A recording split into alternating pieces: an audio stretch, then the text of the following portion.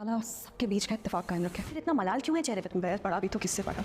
जिस दुकान से घर चलता है उसकी किसी को परवाह नहीं है। जो कुछ भी हुआ उसमें तुम्हारी कोई गलती नहीं है। वो सिर्फ सर दर्द मेरे अकेले का है। मैं तुमसे वादा करता हूँ, मैं हार नहीं मानूंगा। उस्मा की मेहनत को रायगा जाने दूं। कितनी मेहनत से बनाई हुई जो बुटीक है उसको किसी गलत फहमी की वजह से बंद होने दूं। ऊपर से पुलिस कचेरी वाला अलग चक्कर शुरू हो गया। बस अल्लाह ताला। तानिया तो अपने डिज़ाइन बनवा गई और यहाँ अस्मा को फंसाकर चली गई। अस्मा को ये बात बिल्कुल भी नहीं पता थी कि वो किसी बड़े आउटलेट के डिज़ाइन लेकर आई है और उसे उसके ही जैसे डिज़ाइन बनाने के लिए उसने कहा है।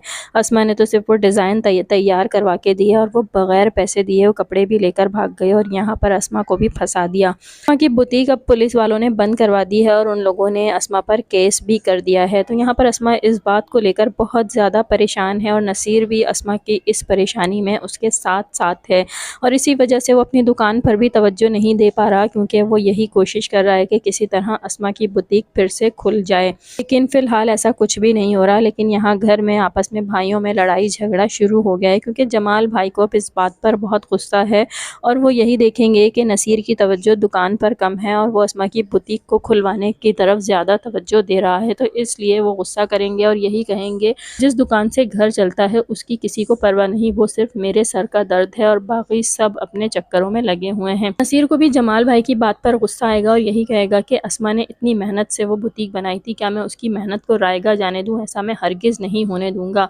और मैं उसकी बुटीक खुलवा के रहूँगा, चाहे आप कुछ भी कहें। इधर वासिफ भी इन सारे झगड़ों को लेकर परेशान होगा और फरहत से यही कहता हुआ नज़र आएगा। तो थाने के चक्कर और दूसरा घर में जमाल भाई की बातें भी समझ में नहीं आता आखिर क्या होगा इस घर का। यहाँ पर फरहत वासिफ से यही कहती हुई नज़र आएगी कि बस अल्लाह से यही दुआ करती हूँ कि अब कोई नाइत्तेफाकी ना हो, तम सब भाई आपस में मिलकर रहें। तो अब देखते हैं कि ये लोग किस तरह से इन सारे मसलों को टैकल करते हैं, क्योंकि जमाल भाई तो अभी इस वक्त बहुत गुस्सा हैं और कहीं छोटे भाई उनसे कोई बदतमीज़ी ना कर जाएं। उधर अस्मा भी नसीर से यही कहेगी कि बैर पड़ा भी तो किससे पड़ा, और नसीर ऐसे में अस्मा को दिलासा देगा और यही कहेगा कि मैं तुम फिक्र ना करो, मैं आखिरी हद तक कोशिश करूँगा और तुम्हारी बुटीक ज़रूर खुलवाऊँगा।